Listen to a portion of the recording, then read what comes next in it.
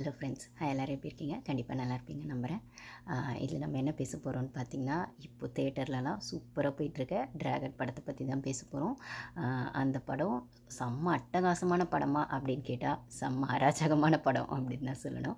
ஆனால் அது சிரிச்சுட்டே ஏன் சொல்கிறேன் அப்படின்னு பார்த்தீங்கன்னா, நிஜமாகவே செம்ம என்டர்டெயின்மெண்ட் ஃபில்முங்க. ஃபன் மூடில் தான் போகுது. ஆனால் மெசேஜ் சும்மா கோ வித் த ஃப்ளோவில் சும்மா அப்படி சொல்லியிருக்காங்க. அப்படியே உட்கார வச்சு கிளைமேக்ஸில் மட்டும் கிளாஸ் எடுத்து இதுதான் சோஷியல் மெசேஜ், இந்த மெசேஜில் தான் நாங்கள் படம் ஃபுல்லாக பண்ணோம் அப்படிங்கிறதுலாம் இல்லாமல் கிடைக்கிற கேப்லலாம் டைரக்டர் வந்து அந்த ஒரு மெசேஜை செம்மையாக சொல்லியிருக்காரு. இது நான் சோஷியல் மெசேஜ்னு சொல்ல மாட்டேன், ஸ்டூடெண்ட்ஸ்க்கான மெசேஜ்னு சொல்லுவேன்.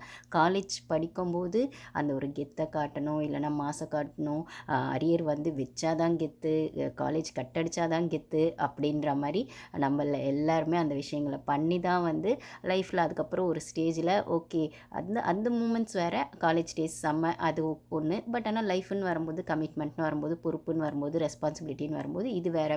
ஸோ அந்த ஜோன் ஒரு ஒரு தனி சந்தோஷம், தனி ஒரு கெத்து. அப்படின்னா லைஃப்னு ரெஸ்பான்சிபிலிட்டியோடு பார்க்கும்போது சொசைட்டிக்குள்ளே என்ட்ராகும்போது, அதாவது கரியர், காலேஜை விட்டு அதுக்கப்புறம் கரியர் அப்படின்னு என்ட்ராகும்போது ஆகட்டும், ஆஃபீஸ் அப்படின்னு போகும்போது ஆகட்டும், மேரேஜ் அப்படின்னு வரும்போது ஆகட்டும், இது வேறு ஜோன் அப்படின்ற ஆங்கிளில் அழகாக ஒரு ஒரு ஜோன்லேயும் கரெக்டாக டைரக்டர் வந்து ஸ்ப்ளிட் பண்ணி காட்டியிருக்காரு. ஸோ வந்து நம்மளுக்கே அந்த படம் பார்க்கும்போது பார்த்திங்கன்னா, என்ன சொல்கிறது, காலேஜ் டேஸில் நம்ம வந்து என்ன மிஸ்டேக்ஸ் பண்ணியிருக்கோமோ அதை திருப்பி போய் கரெக்ட் பண்ண சான்ஸ் கிடைக்காதா அப்படின்னு யோசிக்கிற இடமாகட்டும், அந்த க்யூட் மூமெண்ட்ஸ் ஆகட்டும், அந்த கெத்துன்னு சொல்கிற அந்த ஒரு சில விஷயங்கள், அது எதர் பாய்ஸ் ஆர் கேர்ள்ஸ் எல்லாருமே நம்மளை வந்து உட்கார வச்சுருக்காங்க. 2 மணி நேரம் 2.5 மணி நேரம் வந்து அந்த அந்த படத்தை வந்து நம்ம மைண்டுக்குள்ளே ஃபீட் பண்ணி நம்மளை வந்து வாட் நெக்ஸ்ட் அப்படின்னு கொண்டு போயிருக்காங்க. அப்படின்னு சொல்லும்போது அதை ட்விஸ்ட் அண்ட் டர்ன்ஸும் அப்படி கொண்டு போயிருக்காங்களா? இல்லை ரொம்ப ஜாலியாக கொண்டு போயிருக்காங்க. நல்லாயிருக்கு படம் வந்து. என்ன சொல்கிறது, அதுக்கு நம்ம இதை பற்றி டீட்டெயிலாக பேசுவோம். அதுக்கு நம்ம சேனல் ஃபஸ்ட் டைம் வரவங்க சப்ஸ்கிரைப் பண்ணிக்கோங்க. உங்களுக்கு வீடியோஸ் பிடிச்சிருந்தா லைக் பண்ணுங்கள், கமெண்ட்ஸில் ஷேர் பண்ணுங்கள். ஆக்சுவலி பார்த்திங்கன்னா, இந்த படம் வந்து பிரதீப் ரங்கராஜன், உங்களுக்கு தெரியும், லவ் டுடே அந்த படத்தில் வந்து செம்மையாக வந்து ஹிட் ஆனவர். அவரோட பெர்ஃபார்மன்ஸ் பார்த்திங்கன்னா இந்த படத்தில் ஃபஸ்ட்டு படத்தை விடவும் இதில் இன்னுமே பெட்டர் வெர்ஷன் அப்படிங்கிற மாதிரி, எப்படிப்பா இப்படிலாம் நடிக்கிறீங்க அப்படிங்கிற மாதிரி தான் இருந்தது. ஆக்சுவலாக சின்ன வயசில் நம்ம தனுஷை பார்த்துருப்போம் இல்லைங்களா, அவரோட அந்த டீனேஜ் படத்துலலாம் வந்து அந்த மாதிரி ஒரு ஃபீல் கண்டிப்பாக வருது. மேபி அவரோட ரிசம்பிளன்ஸாக இவர் இதை பண்ணுறாரா என்னன்னு தெரில, மைண்டில் அவர் வச்சுட்டு தான். பட் ஆனால் இவரோட அந்த ஒரு என்ன சொல்கிறது, இவருக்கான அந்த ஒரு ஆக்டிங் பர்ஃபார்மன்ஸ் ஆகட்டும், இவருக்கான எக்ஸ்ப்ரெஷன் ஆகட்டும், அதுக்கப்புறம் அந்த காலேஜ் பாய் அப்படின்னு வர இடத்துல இவரோடது எல்லாமே வந்து கரெக்டாக அந்த கேரக்டருக்கு ஃபிட் ஆகிருக்கு அப்படின்னு தான் சொல்லணும். இவருக்காகவே அந்த கேரக்டர் எழுதின மாதிரி இருக்குது அப்படின்னு தான் சொல்லணும். ரொம்பவே நல்லா பண்ணியிருக்காரு. ஃபர்ஸ்ட் ஆஃப் வந்து அங்கங்கே இரிட்டேட் ஆகிற மாதிரி இருக்குது, க்ரிஞ்சாக இருக்குது. அந்த டான் மூவி இருக்கும் இல்லைங்களா, நம்ம எஸ்கே சார்து, அது நடுநடுவில் கொஞ்சம் வந்தாலும் அது பார்த்திங்கன்னா அந்தளவுக்கு பெருசாக இல்லை. ஆனால் அது வேறு மாதிரி இருந்தது. அதை விடவும் இது 10 மடங்கு பல மடங்கு பெஸ்ட் அப்படின்னு தான் நான் சொல்லுவேன். இதுதான் செம்ம என்டர்டெயின்மெண்ட் ஃபில்மு. எனக்குமே டான் பெருசாலாம் அது வேணும்னே இழுத்துட்டே ஒரு 2 ஹவர்ஸ் கொண்டு போன மாதிரி இருந்தது. பெருசாக ஒன்றும் இல்லை.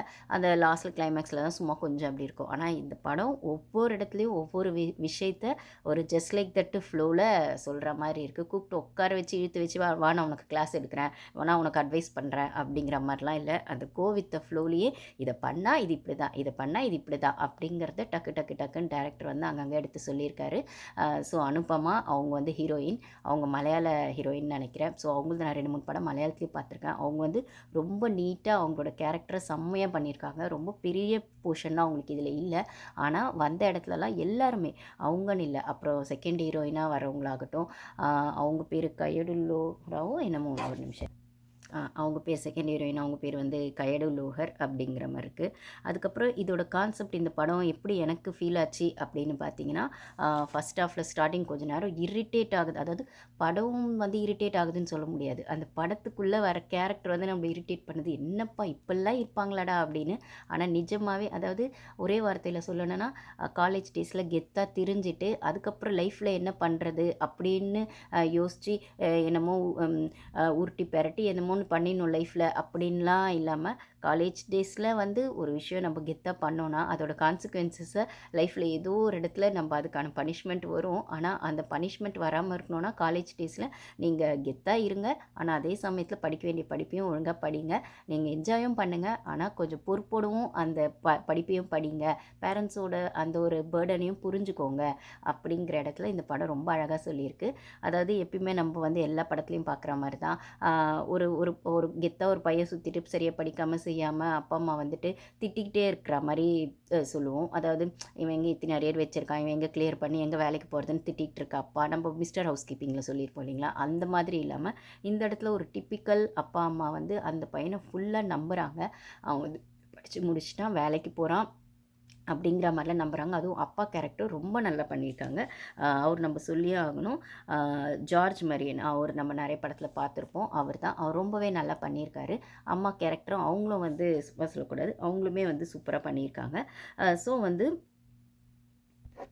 அம்மாவாச்சும் அப்பப்போ வந்துட்டு கொஞ்சம் அந்த பையனை திட்டுற மாதிரியோ இல்லை ஏதோ ஒரு இடத்துல கொஞ்சம் சந்தேகப்படுற மாதிரியே, நீ ஒழுங்காக போய் சொல்லலை, ஒழுங்காக தானே வேலைக்கு போகிற, ஒழுங்காக தானே படித்து முடிச்ச அப்படிங்க. என்ன படித்து முடிச்சா வேலைக்கு போகிறேன்ற மாதிரி சொல்கிறீங்கன்னு பார்க்குறீங்களா? ஆமாங்க, படம் ஃபுல்லாகவே வந்து பொய் பொய் பொய் பொய்ன்னு பொய்யை ஃபுல்லாக குத்தகைக்கு எடுத்த மாதிரி ஒரு ஹீரோ அந்த கெத்தை வச்சுக்கிட்டே வந்து சொசைட்டியில் என்னமோ ஒன்று பண்ணி சாதிச்சிடலாம் அப்படிங்கிற மாதிரி அதையும் செகண்ட் ஹாஃபில் செய்கிறாரு. ஸ்டார்டிங்கில் உருப்படி எதுவுமே செய்யலை, படிப்பையும் முடிக்கலை, படிப்பை முடிக்காதனால நல்ல வேலைக்கும் போகல, நல்ல வேலைக்கு போகலை, இல்லை இது மாதிரி உருப்படாமல் இருக்கிற ஒரு பையனை எந்த பொண்ணு லவ் பண்ணுவா அப்படிங்கிற மாதிரி லவ்லேயும் ஃபெயிலியர் ஆகிடுது. அப்புறம் எப்படி தான் இப்போ செகண்ட் ஹாஃபை கொண்டு போகிறீங்க, அந்த லவ் ஃபெயிலியர் வந்துடுச்சு அப்படின்னு சொன்னால் அந்த லவ் ஃபெயிலியருக்கான அந்த ஒரு 2 நாள் 1 மாதம் 3 மாதம் ஃபீல் பண்ணுற அந்த ஒரு ஹீரோவையும் பார்க்க முடியுது.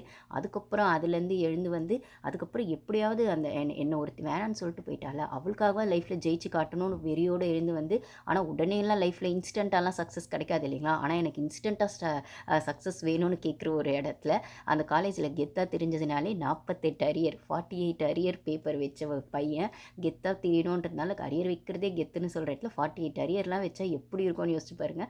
அந்த 48 அரியரோடவே ஒரு பொண்ணு லவ்வும் பண்ணுறா இவனை. ஆனாலுமே இவருக்கு வந்து அந்த லவ்வை இவர் டிசர்விங் இல்லை அதுக்கு அப்படின்னு தெரிகிற இடத்துல அந்த பொண்ணு அந்த லவ் பிரேக்கப் பண்ணிட்டு போயிடா. பிரேக்கப் பண்ணிட்டோன்னே இவருக்கு ஒரு கோவம் வந்துடுது, அந்த மேல் ஈகோ அடி வாங்குது, என்ன ஒரு பொண்ணு ரிஜெக்ட் பண்ணிட்டா அப்படின்னு சொல்லிட்டு. ஆனால் நம்ம என்ன பண்ணியிருக்கோம் அந்த பொண்ணு ரிஜெக்ட் பண்ணுறதுக்கு, என்ன நம்ம எதே ஒன்று சரியாக பண்ணாதனால தானே அந்த பொண்ணு ரிஜெக்ட் பண்ணியிருக்கு. ஸோ நம்ம அதை சரி பண்ணணும் அப்படிங்கிற புரிதல் இல்லாமல் அந்த பொண்ணுக்கு போட்டியாகவோ இல்லை அந்த பொண்ணு முன்னாடி ஜெயிச்சு காட்டணுன்றதுக்காகவோ ஏதோ ஒன்று இவர் பண்ணணும் உருட்டி பெரட்டி லைஃப்பில் சக்ஸஸான இடத்துக்கும் போயிடுறாரு. தப்பு மேலே தப்பு பண்ணி உருட்டி பெரட்டி போய் எல்லாத்தையும் குத்தகைக்கு எடுத்து ஒரு இடத்துக்கு போய் உக்காந்துடுறாரு. அப்போ தான் வந்து என்ன சொல்கிறது, கடவுளே நேரில் வந்து ஆப்பு வைக்கிறாரு அப்படிங்கிற மாதிரி இவரோட காலேஜ் பிரின்சிபலே வந்து இவருக்கு ஆப்பு வைக்கிறாங்க. ஏன்னா அவர் காலேஜும் முடிக்கலை, ஆனால் வேலைக்கும் போயிடுறாரு, கார் வாங்கிடுறாரு, வீடு வாங்கிறாரு, பெரிய இடத்துல சம்மந்தமும் பேசிடுறாங்க. அப்போது வந்து அந்த சம்மந்தம் பேசுகிற இடத்துல அந்த கல்யாணமும் ஃபிக்ஸ் ஆகிடுது. அப்படின்னும் போது 6 மாதத்தில் கல்யாணம் ஆனும்போது வீடு இருக்குது, கார் இருக்குது, வேலை இருக்குது, லைஃப்பும் வந்து செட்டில் ஆக போகுது ஒரு பெரிய இடத்துல பையனை பொண்ணு கட்டிக்கிட்டு அப்படின்னும் போது, அப்போ என்னப்பா இதில் ட்விஸ்ட்டு அப்படின்னு கேட்டால், அப்போ தான் வந்து செஞ்ச தப்புக்கு பனிஷ்மெண்ட்டு கொடுக்குற வகையில் கடவுளாக வந்து அங்கே நிற்கிறது வந்து காலேஜ் பிரின்சிபலே வந்து நிற்கிறாரு. ஸோ அதுக்கப்புறம் அவர் வைக்கிற ஆப்பு தான் ஹீரோ வந்து எப்படி ஃபேஸ் பண்ணுறாரு அப்படிங்கிறத நோக்கி தான் போகுது. அப்போ காலேஜ் பிரின்சிபல் வந்து ஆப்பு வச்சா என்ன பண்ணணும், 48 அரியரை கிளியர் பண்ணி நீ வந்து என் கையில் கொடுக்கணும் அப்படிங்கிறாரு. சரி, இவருக்கே அவ்வளோ பொறுப்பு, அவன் வந்துட்டு பண்ணுறான் பண்ணல, இவருக்கு எதுக்கு அந்த தலைவலி அப்படின்னு சொன்னாலுமே ஒரு இடத்துல அது ஒரு சோஷியல் ரெஸ்பான்சிபிலிட்டியோட ஒரு பிரின்சிபல் பேசுகிற விதத்தில் பிரின்சிபல் கேரக்டர் நம்ம ஹீரோ கேரக்டரை பெஸ்ட்டாக பேசுகிறதுக்கு முன்னாடி பிரின்சிபல் கேரக்டர் பேசியே ஆகணும். அது நம்ம மிஷ்கின் சார் தான். மிஷ்கின் சார் மேலே நம்மளுக்கு நிறைய விமர்சனம் இருக்கலாம், அவருக்கான கான்ட்ரவர்சிஸ், அவரோட அந்த ஒரு ஏதோ ஒரு ஈவெண்ட்டுக்கு போனால் அவர் பேசுகிறதாகட்டும், இல்லைனா வந்து அவரோட தாட் ப்ராசஸ் ஆகட்டும், எல்லா இடத்துலையுமே அவரால் அந்த ஒத்து போக முடியும். அவரோட வேவ் லென்த்துக்கும் மற்றவங்களோட வேவ் லென்த்துக்கும் வந்து எப்பயுமே முட்டி மோதிக்கிட்டே ஒன்று போயிட்டே தான் இருக்கும் சொசைட்டியில். நம்ம அந்த பேட் கேர்ள் அந்த ஒரு படம் அந்த இதுக்கும் ட்ரெய்லர் ரிலீஸ்க்குமே பார்த்துருப்போம், ஏதோ ஒரு கான்ட்ரவர்சியில் மாட்டினார். அப்புறம் வணங்கான் அதுலேயே ஏதோ ஒரு கான்ட்ரவர்சியில் மாட்டினார் அப்படின்லாம் சொல்கிற இடத்துல வணங்கானில் நல்ல ஒரு கேரக்டர் அவர் பண்ணியிருக்காரு அப்படின்போது இதில் செம்ம கேரக்டர். நம்ம மிஷ்கின் சாரை படத்தில் ரொம்ப நல்லா ஃபுல்லாக யூஸ் பண்ணியிருக்காங்க. எல்லா படத்துலையும் நம்ம அங்கங்கே கொஞ்சம் கொஞ்சம் தான் மிஷ்கின் சாரை பார்த்துருப்போம், ஒரு டேரக்டராக தான் நம்மளுக்கு தெரியும். அங்கங்கே ஒரு சின்ன சின்ன பெர்ஃபார்மிங் ரோல், லீட் ரோல் பண்ணியிருப்பார். அப்படின்னாலுமே இந்த படம் ஃபுல்லாக மிஷ்கின் சார் மேலே தான் போடுது. ஹீரோ பேசுகிற அதே இடத்துல பேரலாம் நம்ம மிஷ்கின் சாரை பேசியே ஆகணும். ஆகணும், ஒரு ஹீரோவை பேசினா வில்லனை பேசி தான் ஆகணும் அப்படிங்கிற இடத்துல இந்த இடத்துல மிஷ்கின் சார் வில்லன்லாம் இல்லை, நான் ஒரு ஃப்ளோவில் சொல்கிறேன். பட் ஆனால் அந்த ஒரு கேரக்டரை கொண்டு போகிறது லீட் பண்ணுறதே மிஷ்கின் சார் தான். ஏன்னா அந்த பிரின்சிபல் ரோல், நீ வந்து எக்ஸாம் எழுதி பாஸ் பண்ணிட்டு தான் நீ வந்து லைஃப்பில் அடுத்த ஸ்டெப்புக்கே போக முடியும். இல்லைனா ஆப் ரெடியாக இருக்குது, நீ இது வரைக்கும் பண்ண தப்பெல்லாம் வெளில வந்துடும். அந்த தப்பெல்லாம் வெளில வந்துச்சுன்னா நீ என்ன மாதிரி இந்த சொசைட்டி கிட்ட அடி வாங்குவேன்னு உனக்கு தெரியும். ஸோ நீ எக்ஸாம் எழுதி பாஸ் பண்ண போறிய ஒரு ஒரு டீச்சர் ஒரு ஸ்டூடெண்ட் கிட்ட மிரட்டுற மாதிரி தான். ஆனால் ஒரு காலேஜ் பிரின்சிபல், அந்த பையன் காலேஜ் முடிச்சு 6 வருஷம் ஆகுது. ஆனால் அந்த 6 வருஷத்தில் அவன் அரியர் கிளியர் பண்ணி அந்த பொசிஷனுக்கு வரல. ஒரு ஃபேக் சர்டிஃபிகேட் வச்சு தான் அந்த பொசிஷனுக்கு வந்திருக்கான்.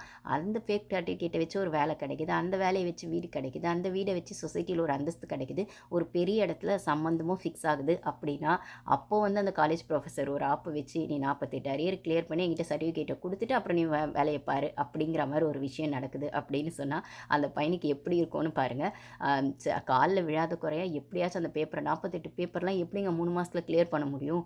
நீ வந்து காலேஜில் வந்து 3 மாதம் உட்காந்து ஃபுல் அட்டண்டன்ஸ் கொடுத்து ஹால் டிக்கெட் வாங்கி நீ பாஸ் பண்ணுற, இல்லைன்னா உன் லைஃப்க்கு நான் ஆப்பு அப்படின்ற மாதிரி செக் வைக்கிறாரு.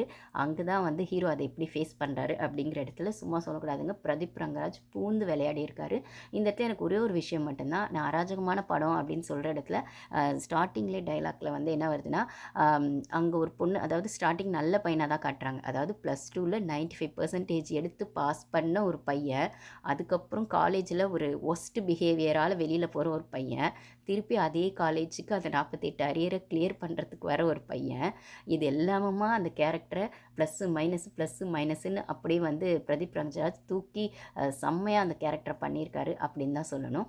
அப்போது 6 வருஷத்துக்கு அப்புறம் அந்த காலேஜுக்குள்ளேருந்து 48 அரியர் முடிக்கிறதுன்னும் போது ஜூனியர்ஸ் இருப்பாங்க இல்லைங்களா, அவங்கக்கிட்ட அவர் என்னவா வந்து தெரிகிறாரு அப்படின்னும்போது இவர் எல்லாருக்குமே தெரியுது அந்த காலேஜில் ஜூனியர்ஸ் எல்லாருக்குமே. அப்போ இவர் அந்த சார் ஏற்கனவே ஒரு கடுப்பில் வராரு, 48 அரியர் கிளியர் பண்ணமே அப்படின்ற மாதிரி கடுப்பில் ஹீரோ வரும்போது, அப்போ வந்து ஒரு ஒரு ஒரு என்ன சொல்கிறது, இந்த டைலாக் இப்போ தேவையா அப்படிங்கிற மாதிரி தான் வந்து இருக்குது. அவர் என்ன சொல்கிறாரு அப்படின்னு சொன்னால், எனக்கு வந்து உன்னை பார்த்தா பொறாமையாக இருக்குடா அப்படின்னு சொல்கிறாரு பிரின்சிபல் வந்து ஹீரோவை பார்த்து. அப்போ வந்து கேட்குறாரு, ஏன் சார் அப்படின்னா, எனக்கெலாம் இப்போ திருப்பி காலேஜ் டேஸ் போய் படிக்கணும், பண்ணணும், செய்யணும் அப்படின்லாம் தோணுது. ஆனால் நான் பண்ண மிஸ்டேக்ஸ்லாம் கரெக்ட் பண்ணணும், செய்யணும்லாம் தோணுது. ஆனால் எனக்கு அந்த சான்ஸ் கிடைக்குமா? உனக்கு பற்றி அந்த சான்ஸ் கிடச்சிருக்கு. ஸோ நீ வச்ச அந்த அரியர்லாம் கிளியர் பண்ணிட்டு, நீ என்ன தப்புலாம் இப்போ பண்ணி இப்போ ரியலைஸ் பண்ணிவிட்டு, ரியலைஸ் பண்ணுறதுங்கிறது வேறு, ஆனால் அரியர் கிளியர் பண்ண அதுவே பெரிய தப்பு தானே. படிக்க வேண்டிய காலத்தில் படிக்காமல் நீ அரியர் வச்சுட்டு, ஆனால் ஊரை ஏமாற்றிட்டு ஃபேக் சர்டிஃபிகேட் கொடுத்துட்டு இன்றைக்கி ஒரு பொசிஷனில் உட்காந்துருக்க. ஸோ நீ அந்த தப்பு பண்ணதுக்கு பின்னாடி இவ்வளோ பெரிய தப்பு இருக்குது அப்படின்னு சொன்னால், இதை நீ முதல்ல சரி பண்ணு, அப்போ தான் உன் லைஃப்பை நீ நெக்ஸ்ட் ஸ்டேஜுக்கு கொண்டு போக முடியும் அப்படின்னு சொல்கிற இடத்துல இவர் திருப்பி காலேஜுக்கு வந்து மிஸ்டேக் சரி பண்ணுறதா நினச்சிட்டு அந்த எக்ஸாம் எழுதுறதோ அந்த அரியர் கிளியர் பண்ண வந்ததோ, உன்னை பார்த்தா எனக்கு பொறாமையாக இருக்குது, என்னால் என் காலேஜ் டேஸ்க்கு போக முடியாது அப்படின்னு அவர் சொன்னதெல்லாம் அவனுக்கு அந்த ஹீரோக்கு எப்படி இருந்திருக்குன்னு யோசிச்சு பாருங்கள். அவர் நோக்கு கூப்பிட்டு வச்சு விருந்து வைக்கிற மாதிரி வந்து அரியர் கிளியர் பண்ணிட்டு போடா அப்படின்னு சொல்கிற இடத்துல இவருக்கு அது ஜலசாக வேற இருக்குன்னு சொல்கிற இடம்லாம் செம தக்காக இருந்தது மிஷ்கின் சார்து. அதுக்கப்புறம் பார்த்திங்கன்னா வந்துட்டு அப்பா கேரக்டர் வந்து கடைசி வரைக்கும் ஒரு நல்ல அப்பாவாக, புள்ளைய நம்புற ஒரு நல்ல அப்பாவாக இருக்கார். ஆனால் அந்த அப்பாவை ஏமாற்றிட்டோமே அப்படிங்கிற இடத்துல லாஸ்ட்டில் கிளைமேக்ஸ் எல்லாம் நிஜமாகவே ரொம்ப டச்சிங்காக இருக்குங்க. நல்லா பண்ணியிருக்காங்க, ரொம்ப ஹெவியாக காட்டலை, ஆனால் எவ்வளோ காட்டணுமோ அவ்வளோ காட்டியிருக்காங்க, ரொம்ப நல்லா காட்டியிருக்காங்க. அப்போது தப்புன்னு நம்ம சொல்கிற இடத்துல எல்லாருமே லைஃப் ஏதோ ஒரு இடத்துல ஒரு சின்ன பொய்யில் ஆரம்பித்து ஒருத்தங்களை ஹர்ட் பண்ணுற வரைக்கும், அவங்கள அவமானப்படுத்துகிற வரைக்கும், இல்லை நம்மளை யாராச்சும் அவமானப்படுத்துறது அப்படிங்கிற இடத்துல ஏதோ ஒரு இடத்துல எல்லா தப்புங்களையும் ஒரு சில தப்புங்களையும் நம்ம கடந்து தான் வருவோம். அப்படின்னும்போது இந்த இடத்துல காலேஜ் படிக்கும்போது இந்த பையன் சரியாக படிக்காததுனால இந்த பையனை அந்த ஒரு பொண்ணு நல்லா படித்த ஒரு பொண்ணு லவ் பண்ணுது. ஆனால் இவன் வந்து மாறவே போகிறதில்ல அப்படின்னு தெரியும்போது அந்த பொண்ணு அந்த லவ்வை பிரேக்கப் பண்ணிட்டு ஒரு மேரேஜ்க்கு போயிடுறா அப்படின்னும்போது இவருக்கு அதை அக்செப்ட் பண்ண முடியாமல் தான் இவர் அதுக்கப்புறம் ஏதோ ஒரு உருட்டி பெரட்டி சொசைட்டியை ஏமாற்றி ஒரு வேலைக்குள்ளே போய் உட்கார்றாரு.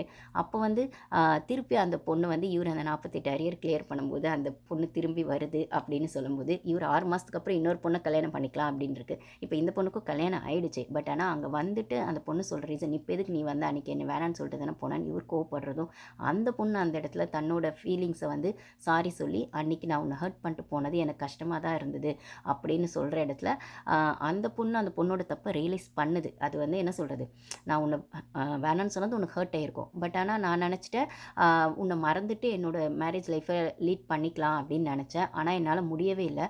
என்னோடய ஹஸ்பண்டும் நல்லவராக இருக்க பட்சத்தில் என்னால் அவரையும் ஏமாற்ற முடியலன்னும் போது எனக்கான ஒரு கில்ட் இருக்குது மனசுக்குள்ளே. நம்ம எல்லாருமே ஏதோ ஒரு இடத்துல ஒரு தப்பு பண்ணிவிட்டு கடந்து போயிடலான்னு நினைக்கிறோம். ஆனால் அது உறுத்திக்கிட்டே இருக்குல்ல உள்ள, அது ரொம்ப கஷ்டம் அதை பேலன்ஸ் பண்ணுறது அப்படின்னு சொல்லி, சரி இப்போ அந்த கில்ட்டை எப்படி சரி பண்ணுறது அப்படின்னா, உனக்கு இந்த 48 அரியர் கிளியர் பண்ணுறதுக்கு நான் ஹெல்ப் பண்ணுறேன் அப்படிங்கிற இடத்துல அந்த பொண்ணு அந்த காலேஜுக்கு திரும்பி ப்ரொஃபஸராக வருது. எப்படி பார்த்தீங்கன்னா 48 அரியர் கிளியர் பண்ண வர ஒரு ஹீரோ, ஆனால் அவரோட எக்ஸில் அவரே வந்து அந்த காலேஜுக்கு ப்ரொஃபஸராக வராங்க. ஸோ வந்து இவங்க 2 பேரும் சேர்ந்து அந்த அரியர் எப்படி கிளியர் பண்ணுறாங்க, அந்த பொண்ணு எப்படி ஹெல்ப் பண்ணுது அப்படின்னும் போது ஒரு கில்ட் ஃபீலிங் ஒருத்தங்களை அந்த கில்ட்டுக்குள்ளேருந்து வெளில கொண்டு வரத்துக்கு என்னெல்லாம் பண்ண வைக்கும் அப்படிங்கிறத ரொம்ப அழகாக டேரக்டர் சொல்லியிருக்காரு. ஸோ அந்த இடத்துல ஃபஸ்ட்டு அந்த பொண்ணு சாரி கேட்டாலுமே அப்போ வந்து அந்த ஹீரோ கேட்குறேன், நீ எதுக்கு எனக்காக இதை பண்ணணும்? அப்போ அந்த பொண்ணு அழகாக சொல்லுது, 48 அரியரில் 35 தியரி இருக்குது, 13 ப்ராக்டிகல்ஸ் இருக்குன்னா ப்ராக்டிகல்ஸில் போய் உட்காந்தாலே பாஸ் பண்ணி விட்டுருவாங்க. ஆமாங்க, அது கரெக்டு தான். உட்காந்தாலே பாஸ் பண்ணி விட்டுருவாங்க. ஒரு லுக் போனாலே நம்ம காலேஜ் ஸ்டூடெண்ட்ஸ் அது நடந்துடும் ஒரு லுக் ஈஸியாக. பட் ஆனால் தியரி இருக்குல்ல, அப்போ அந்த தியரி நீ 10 வருஷம் கொஸ்டின் பேப்பர் எடுத்து படி, அதில் இம்பார்ட்டன்ட் கொஸ்டினாக நான் உனக்கு சொல்கிறேன், அதுக்கான ஆன்சரையும் கொடுக்குறேன், நீ அதை மட்டும் படி. நீ என்ன 100% நீ வந்து டாப் லெவல்லையா பாஸ் பண்ணணும், ஜஸ்ட் பாஸ் பண்ணால் போதும்ல, எஃபோர்ட் போடு அப்படின்னு சொல்கிற இடத்துல டேரக்டரோட அந்த ஸ்மார்ட்னஸ் இங்கே தான் ஒர்க் ஆயிருக்குன்னு நான் சொல்லுவேன். ஸ்டார்டிங்கில் +2ல் 95% எடுத்த ஒரு பையன் 3 மாதத்தில் 48 அரியரை கிளியர் பண்ண முடியுமானா அவன் ஒரு கிளவரான பாய் அப்படிங்கிறத ஸ்டார்டிங்கே வந்து டேரக்டர் ரெஜிஸ்டர் பண்ணிடுறாரு. ஸோ அந்த பொண்ணு அதை சொல்லிடுறா, நீ +2 95% எடுத்தவன் தானே, அந்த எஃபோர்ட்டை இப்போ போடு 3 மாதம் அப்படின்னு சொல்கிற இடத்துல அந்த பொண்ணு ஹெல்ப்போட அந்த கிளியர் பண்ணுறதும், அதே இடத்துல இவருக்கு அந்த ட்ராகன்னு பேர் எப்படி வந்துச்சுன்னு ஒரு விஷயம் இருக்குது இல்லைங்களா? அந்த ட்ராகன் ட்விஸ்ட்டு நீங்கள் பார்த்தீங்கன்னா தெரியும். நிஜமாகவே அந்த காரணம் செம்மையாக கொடுத்துருக்காங்க. நல்லா எனக்குமே பிடிச்சிருந்தது. ஒரு ஃபன்னாக கொடுத்துருக்காங்க, ஆனால் ஒர்த்தாக கொடுத்துருக்காங்க அப்படின்னு தான் சொல்லணும்.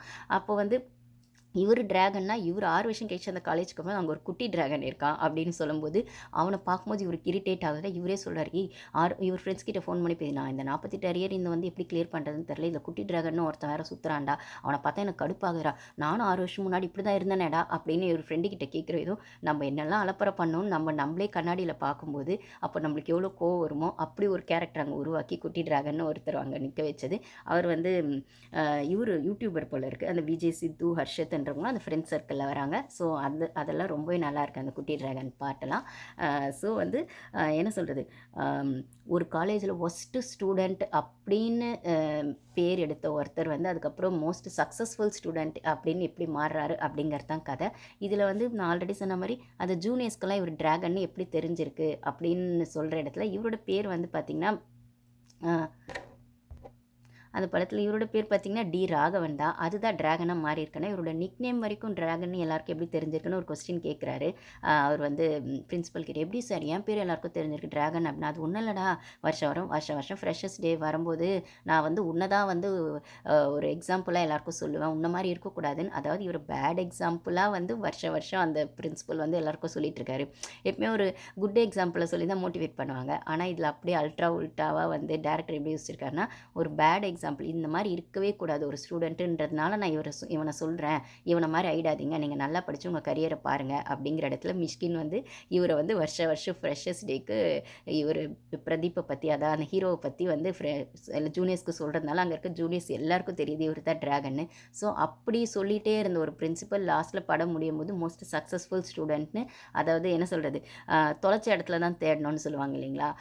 ஸோ அடி வாங்கின இடத்துல தான் ஜெயிக்கணும்னு சொல்லுவாங்க இல்லைங்களா? அந்த மாதிரி அவர் எங்கே அடி வாங்கினாரோ இல்லை எங்கே வந்து அவர் வந்து அவருக்கான கெத்துன்னு சொல்லிட்டு அவருக்கான ஒரு ரியாலிட்டியை தொலைச்சாரோ, ஒரு நல்ல பிள்ளை எப்படி இருக்கணும், ஒரு நல்ல காலேஜ் ஸ்டூடெண்ட் எப்படி இருக்கணும், ஒரு நல்ல லவர் எப்படி இருக்கணும் அப்படிங்கிறது ஒரு புரியாமல் அந்த இடத்துல அவர் எப்படி நடந்துக்கிட்டார் 6 வருஷம் முன்னாடி, 6 வருஷத்துக்கு அப்புறம் அந்த மிஸ்டேக்ஸ் எல்லாம் கரெக்ட் பண்ணி அவர் எப்படி வந்து அந்த இடத்துல ஒரு நல்ல ஹியூமன் பீயிங்காக வந்து நிற்கிறாரு அப்படிங்கிறத. லாஸ்ட்டில் ஒரு ஹீரோவாக வரலங்க, கெத்து காட்டுற ஹீரோவாக ஆரம்பித்து அதுக்கப்புறம் கிளைமேக்ஸில் ஒரு நல்ல நல்ல ஹியூமன் பீயிங்காக வந்து நிற்கிறாரு.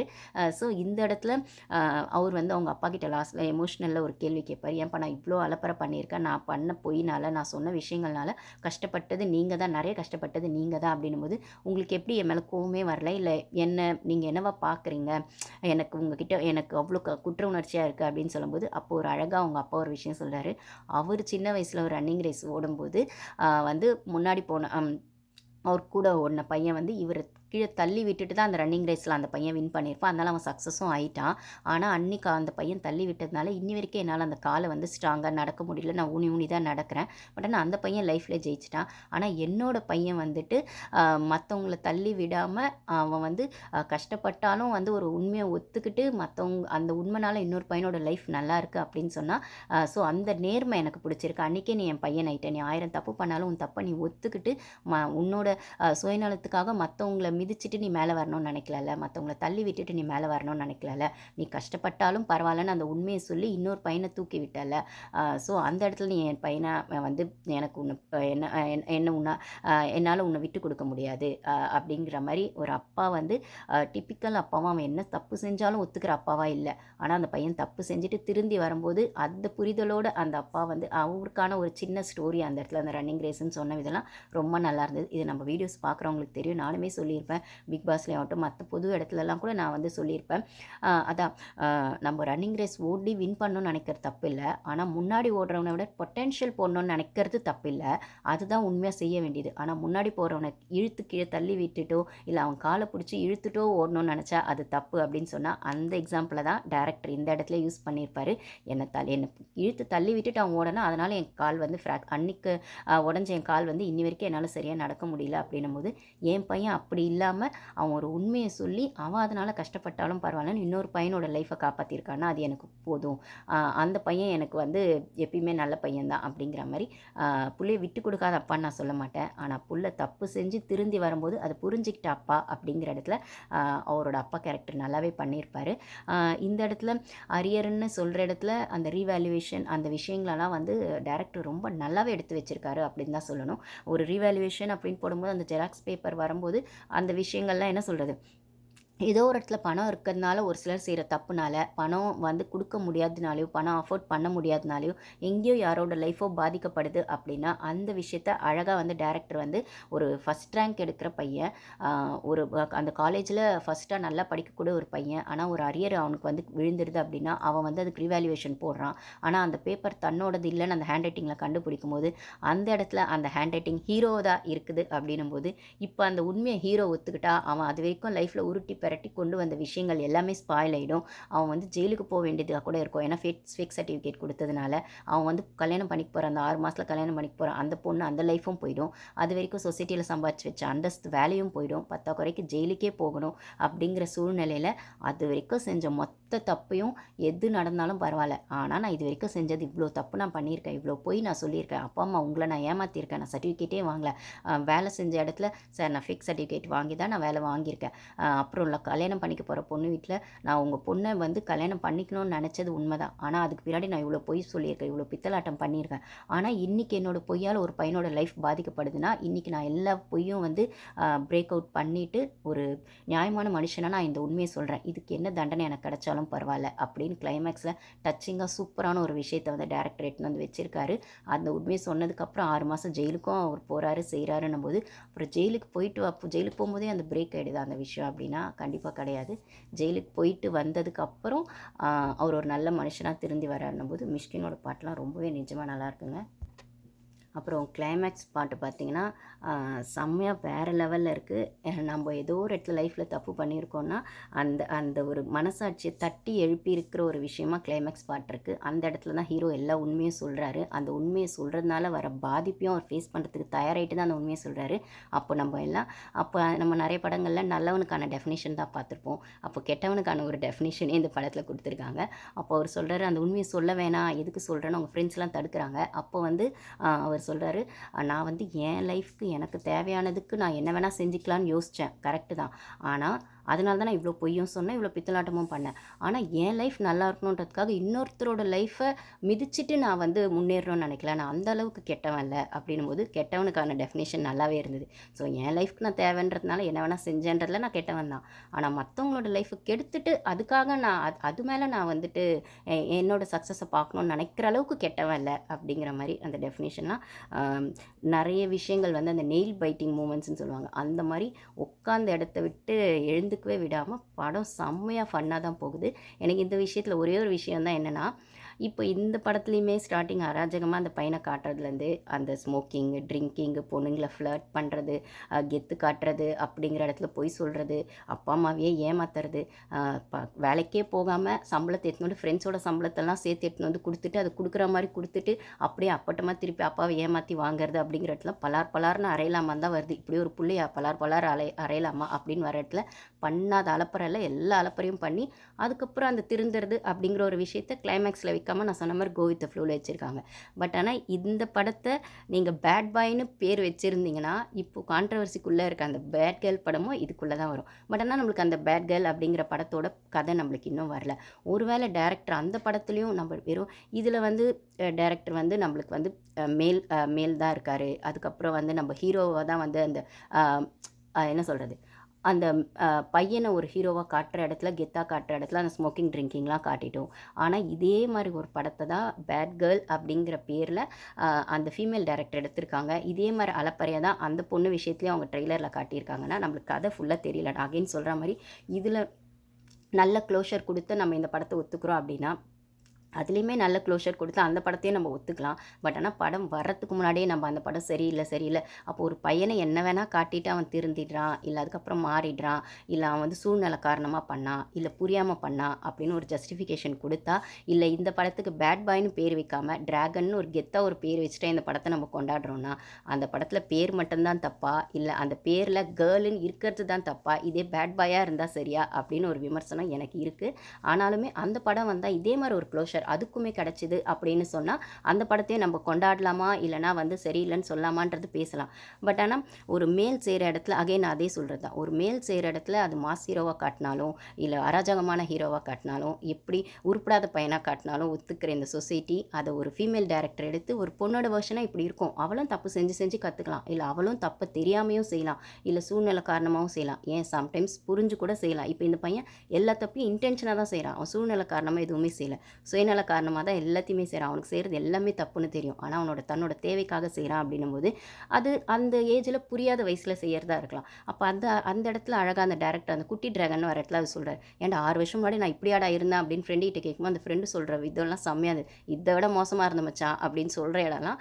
ஸோ நம்மளோட ஒரு ஃபஸ்ட்டு வெர்ஷனை நம்மளே கண்ணாடியில் பார்க்கும்போது இவ்வளோ மோசமாக இருந்திருக்கும் அப்படின்னு தோணிட்டு அதுக்கப்புறம் அதை மாற்றிக்கணும்னு நினைக்கிற இடம் இருக்குல்ல, ஏன் அது பையனுக்கு மட்டும்தான் பொருந்துமா, பொண்ணுங்களும் அதை பண்ணிக்கலாம்ல, அவங்க மிஸ்டேக்ஸ் அவங்களும் கரெக்ட் பண்ணலாம்ல அப்படிங்கிற இடத்துல பேட் கேர்ள் அப்படிங்கிற இடத்துலையுமே நீங்கள் இந்த டேரக்டர் இந்த படத்துக்கான எக்ஸ்ப்ளனேஷன் கொடுத்த இடத்துல சொன்னது வந்து இது ஒரு அராஜகமான படம் தான் டேரக்டரே சொல்லும்போது அந்த பொண்ணும் நிறைய இடத்துல இன்னும் அந்த படம் வரல பேட் கேர்ள், இன்னொரு 2 months வரும் அப்படின்னு சொல்லியிருக்காங்க டேரக்டர். அப்போ அந்த பொண்ணுமே ஏன் பேட் கேர்ள்னு பேர் வச்சிங்கன்னு எல்லாரும் ரிவ்யூவர்ஸ் எல்லாருமே கேட்கும்போது அந்த பொண்ணு அவளை அப்படி ஃபீல் பண்ணுறா, இல்லை சுற்றி இருக்கவங்க ஃபீல் பண்ண வைக்கிறாங்க அப்படின்னும் போது அதுக்கான ஏதோ ஒரு கண்டென்ட்டையோ கான்செப்டையோ கதைக்குள்ளே வச்சிருக்கலாம்ல டேரக்டர். நம்ம பொறுமையாக அந்த படத்தை பார்ப்போமே, ஆனால் அந்த படத்தை வரவே விடக்கூடாதுன்னு ஒரு கூட்டம் இருக்குது அப்படின்னா அப்போ இந்த மாதிரி படங்களை நீங்கள் ஸ்டூடெண்ட்ஸ் மெசேஜனும் சோஷியல் மெசேஜனும் என்டர்டெயின்மெண்ட் ஃபில்ம்னு இருக்கீங்கன்னா அதையுமே அந்த ஆங்கிளில் பார்க்கலாம் இல்லை அப்படின்னு ஒரு விஷயம் இருக்குது. ஓகே, நம்ம அதையும் பார்க்கலாம். பட் ஆனால் இது வந்து பார்க்க வேண்டிய படம் அப்படின்னு நான் சொல்லுவேன். கற்றுக்க வேண்டிய விஷயங்கள் இருக்கான்னு நான் சொல்ல மாட்டேன். ஆனால் கற்றுக்கிட்டா லைஃப் நல்லாயிருக்கும் அப்படிங்கிற இடத்துலேருந்து இந்த படத்தை நிஜமாகவே பார்க்கலாங்க. மிஷ்கின் சார்லாம் வேறு லெவல் ரெஸ்பெக்ட் ஏர்ன் பண்ணியிருக்காரு அப்படின்னு தான் சொல்லணும். அப்புறம் அந்த ஹீரோயின் கேரக்டர் தான் அனுபமா வந்து அவங்க வந்து நான் செஞ்சது உன்னை நான் பிரேக் பண்ணிட்டு போனது, உன் லவ்வை பிரேக் பண்ணிட்டு போனது தப்புன்னு ரியலைஸ் பண்ணுறது ஒரு இடம்னா, ஒரு ஸ்டேஜில் ஹீரோ அதாவது அன்றைக்கி நீ பண்ணிட்டு போயிட்டு இப்போ வந்து சாரி சொல்கிறியான்னு கோவப்பட்ட அதே ஹீரோ இன்னொரு இடத்துல நிஜமாகவே நீ பிரேக் பண்ண தப்பு இல்லை, உனக்கு நான் டிசர்விங் இல்லை, இப்போ நான் அதுக்காக சாரி சொல்கிறேன் அப்படின்னும் போது இவர் தப்பை இவர் ரியலைஸ் பண்ணார். ஃபஸ்ட்டு அந்த பொண்ணு ரியலைஸ் பண்ணுது, ஆனால் அந்த பொண்ணு செஞ்ச தப்பே இல்லை. ஏன்னா இந்த மாதிரி ஒரு பையனை எந்த பொண்ணுக்கும் பிடிக்காது, இல்லை இந்த மாதிரி ஒரு பையன் கூட வந்து லைஃப்பை லீட் பண்ணணும்னு எந்த பொண்ணும் நினைக்க மாட்டானா, நீ செஞ்சது தப்பு இல்லை, தப்பு என்கிட்ட இருந்திருக்கு, அதை நான் புரிஞ்சிக்கல அப்படின்னு ஹீரோ அதை ரியலைஸ் பண்ணுற இடத்துல தப்பு வந்து அந்த தப்பை வந்து நம்ம என்ன சொல்கிறது, அன்னைக்கு அந்த பொண்ணுக்கிட்ட நீ தப்பு பண்ணுறேன்னு சொன்ன அதே ஹீரோ தான் வந்துட்டு நீ தப்பு பண்ணுறேன்னா ஓகே இந்த தப்பு நான் வந்து ஒரு என்ன சொல்கிறது, அந்த பொண்ணு அப்போ வந்து கல்யாணம் பிரேக் பண்ணும்போது சொல்லும், ஓகே நான் பண்ணுறது தப்பு தான், உன்னை நான் இப்போ பிரேக் பண்ணுறது தப்பு தான், ஆனால் இந்த தப்புனால என் லைஃப் நல்லாயிருக்கும் சக்ஸஸாக இருக்கும்னா எனக்கு இந்த தப்பு ஓகே நான் பண்ணிக்கிறேன் நான் உன்னை பிரேக் பண்ணிட்டு இன்னொருத்தனை கல்யாணம் பண்ணிக்கிறேன் அப்படின்னு சொல்கிறேன் அந்த பொண்ணு. அதுக்கப்புறம் அது நான் செஞ்ச தப்பு, நான் பிரேக் பண்ணியிருக்கக்கூடாதுன்னு சொல்லும். இந்த இடத்துல இவன் அன்றைக்கி அந்த பொண்ணை தப்பு சொல்லிட்டு ஒரு ஸ்டேஜில் வந்து இல்லை நீ என்ன அவாய்ட் பண்ணது தப்பு இல்லை, நான் தப்பு என்கிட்ட இருக்குது, நான் திருந்தாதது ஒரு தப்பு, என்ன மாதிரி ஒரு பையனை எந்த பொண்ணும் விரும்ப மாட்டா, இல்லை ஒரு பையன் இந்த பையன் இப்படி இருக்கணும், ஒரு மேரேஜ் லைஃப்க்கு எப்படி இருக்கணும், பொறுப்பாக இருக்கணும்னு ஒரு பொண்ணு நினைக்கிறா அப்படின்னா அன்றைக்கி நான் அதுவாக இல்லைன்னும் போது நீ என்னை பிரேக் பண்ணது தப்பு இல்லை அப்படின்னு சொல்கிற இடத்துல அவங்கவுங்களுக்கான ரியலைசேஷன் பார்ட்டாக அது வருது. ஸோ ரொம்ப நல்லா இருக்குது. மிஷ்கின் வந்து அவரு நம்மளுக்கு தெரியும் அவர் எப்படிலாம் பேசுவார், எவ்வளோ வந்து ஹாஷா பேசுவார் அப்படின்னு. இந்த இடத்துலலாம் அவர் வந்து எந்த இடத்துலையுமே ஹாஷா பேசலைங்க. ஒரு பிரின்சிபல் எப்படி இருக்கணும் அப்படிங்கிற இடத்துல செம்மையாக பண்ணியிருக்காரு. அதுவும் வந்து ஒரு இடத்துல அவர் சொல்லுவார், நீ வந்து இந்த அரியரை முடிச்சிரு, இப்போ உனக்கு வந்து என்ன அசிங்கமாக திட்டணும்னு தோணுதில்ல, நீ இந்த அரியரை முடிச்சுட்டு வந்து நீ திட்டு அப்படின்னு சொல்லுவார்.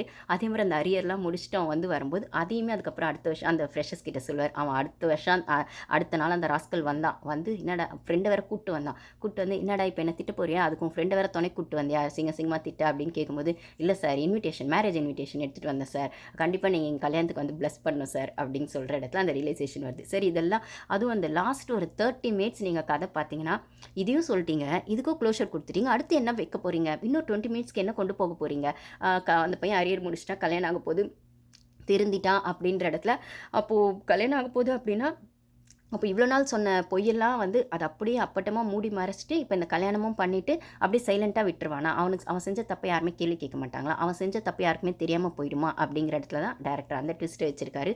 ட்விஸ்ட் மேலே ட்விஸ்ட்டு அப்படிங்கிற இடத்துல அது ட்விஸ்ட்டுன்னு சொல்ல முடியாது. ஒவ்வொரு இடத்துலையும் என்ன சொல்கிறது, பிரதீப் வந்து அந்த கேரக்டராகவே மாறி இருக்காருங்க. நம்ம அந்த படம் பார்க்கும்போது நம்மளே அந்த காலேஜ் டேஸ்க்குள்ளே போன மாதிரி இருக்குது. ஒரு ஒரு ஒரு எக்ஸாம் எழுதும்போது பார்த்திங்கன்னா அவருக்கு டே அண்ட் நைட்டு தூக்கமே இல்லை, 3 மாதமாக ஆல்ரெடி நல்லா படிக்கிறாருன்னு அந்த ஒரு எக்ஸாம் அவர் கிளியர் பண்ணல அப்படின்னா அவருக்கான கரியர் போயிடும் அப்படின்போது அந்த 48 47 நின்றுச்சுன்னா கூட அந்த ஒரு பேப்பர் நின்றுச்சுன்னா கூட அந்த கிளியர் பண்ணலன்னா போயிடும் அப்படிங்கிற இடத்துல அன்னைக்கு முன்னாள் நைட்டு ஒரு பிரச்சனை வருது, அதனால் அங்கே இங்கே ஓடி அவர் நைட்டு ஃபுல்லாக தூங்கலை, எக்ஸாம் ஹாலில் அவருக்கு தூக்கம் வந்துடுதுன்றது யதார்த்தமாக காட்டியிருக்காங்க. ஸோ அது இப்போ நைட்டெல்லாம் சுற்றிட்டு வந்துட்டு எக்ஸாம் எழுதிடுறாரம்மா, இவர் பாஸ் பண்ணிடுறாரம்மா அப்படின்லாம் இல்லை. எழுத முடியல, எக்ஸாம் மயக்கம் வந்துடுது, இல்லைனா அந்த இடத்துல அவர் அந்த எக்ஸாம் எழுத முடியலன்னும் போதுமே ஏதோ ஒரு வகையில் எழுதி பாஸ் பண்ணிடுறாரு அப்படின்னு கொண்டு வர இடத்துல இல்லை பாஸ் பண்ணலை அப்படின்னு ஒரு ட்விஸ்ட் வச்சுருக்காங்க. அப்போ அவர் பாஸ் பண்ணிட்டாருன்னு எப்படி வந்துச்சு, இல்லை பாஸ் பண்ணலை அப்படிங்கிறத அவர் எங்கே ஒத்துக்கிறாரு அப்படிங்கிற இடத்துல கதை நிஜமாகவே ரொம்ப நல்லா போகுது. இதில் நான் வந்து எப்பயுமே என்னோடய வீடியோஸில் ஓரளவுக்கு எல்லா கதையும் சொல்லிடுவேன். இல்லை நான் கதையே சொல்லலை, வெறும் எங்கெல்லாம் அந்த டச்சு இருக்குது அப்படின்னு சொன்னது இவ்வளோ நேரம் வீடியோ போயிடுச்சு. நீங்கள் கண்டிப்பாக இந்த படத்தை பாருங்கள், நிஜமாக பிடிக்கும். பட் ஆனால் இதே மாதிரி கான்செப்ட் பேட் கேர்லே இருந்தால் நம்ம கண்டிப்பாக அந்த படத்தையும் கொண்டாடி தான் ஆகணும் அப்படிங்கிற இடத்துல எந்த டவுட்டும் இல்லை. அதுவும் வரட்டும், வெயிட் பண்ணுவோம், பார்ப்போம். பட் ஆனால் பேட் கேர்ளுக்கு முன்னாடி பேட் பாய் வந்தது ஒரு வகையில் பேட் கேர்ளுக்கான ப்ரொமோஷனாக கூட இருக்கலாம். ஏன்ப்பா இந்த படத்தை ஒத்துக்கிட்டு நீங்கள் அந்த படத்தை ஒத்துக்க மாட்டிங்களான்னு நம்மள மாதிரி ரிவ்யூவர்ஸும் ரிவ்யூ பண்ணுற இடத்துல அந்த படத்துக்கான ஒரு ரெக்கக்னேஷனும் கிடைக்க வாய்ப்பு இருக்குது. அப்படின்னா ஓகே, இந்த மாதிரி படங்கள் சொசைட்டியில் வர பட்சத்தில் இதை இன்றைக்கான ஜென்ரேஷனுக்கு ஏற்ற மாதிரி டைரக்டர் கொடுத்தது தான் பெரிய விஷயம். அதுதான் அது இன்றைக்கான ஜென்ரேஷனுக்கு ஏற்ற மாதிரி அந்த மியூசிக்லாம் பார்த்திங்கன்னா ரொம்ப நல்லாயிருக்கும். ஒரு சில பாட்டுலாம் நம்ம சிலம்பரசன் சிம்பு சார் ஒரு பாட்டு பாடியிருக்காரு. அதுக்கப்புறம் லியான் ஜேம்ஸ் தான் மியூசிக் டைரக்டர்னும் போது சாங்ஸ் மியூசிக்லாம் நல்லா இருக்குது. ஒரு இடத்துல ஒரு ஃபைட்டிங் சீன் ஒன்று வரும். அந்த சீன் பார்த்திங்கன்னா ஒரு தியரி படிச்சுட்டே இருப்பார் எக்ஸாமுக்காக, அல்காரிதம் ஒன்று. அந்த அல்காரிதம் படிக்க அந்த ஃபைட் சீன் நடக்கும் அப்படின்னும் போது ஒரு இடத்துல அந்த அல்காரிதம் மறந்து போயிடும். உடனே அந்த ஃபைட்டு ஸ்ட்ரக் ஆயிரும். உடனே பின்னாடி இருக்க அந்த ஜூனியர் வந்து அந்த குட்டி ட்ராகன் வந்து அதை படித்தோடனே திருப்பி இருக்குவேன்னா எனக்கு காலேஜ் டேஸில் நான் பண்ணது அப்போ ஞாபகம் வந்தது. ஏதோ ஒன்று மெமரைஸ் பண்ணிட்டே இருக்கும் அப்படின்னா மைண்டில் அது ஓடிக்கிட்டே இருக்கும். அந்த புக்கோடவே போயிட்டு ஒரு என்ன சொல்கிறது, ஏதோ ஒரு வேலை செய்கிறதாகட்டும், அது சாமான் தைக்கிறதாகட்டும், இல்லைனா வந்து தண்ணி பிடிச்சிட்டு எடுத்துகிட்டு வந்து குடத்துல எடுத்துகிட்டு வந்து ஏதோ ஒன்று அந்த மைண்டுக்குள்ளே அது ஓடிக்கிட்டே இருக்கும். டக்குன்னு அது மைண்டுக்குள்ளே அந்த தேரி மறந்துடுச்சு அப்படின்னா என்னால் அந்த வேலையை செய்ய முடியாது. திருப்பி போய் அந்த புக்கை பார்த்து அதை படிச்சுட்டு வந்தப்புறம் தான் அந்த வேலையை செய்ய முடியும் அப்படின்னு எனக்கு ஒரு விஷயம் எனக்கு சின்னப்போ படிக்கும்போது இருக்கும். எனக்கு அந்த ஃபைட்டிங் சீன் பார்க்கும்போது எக்ஸாக்டாக அது ஞாபகம் வந்துச்சு.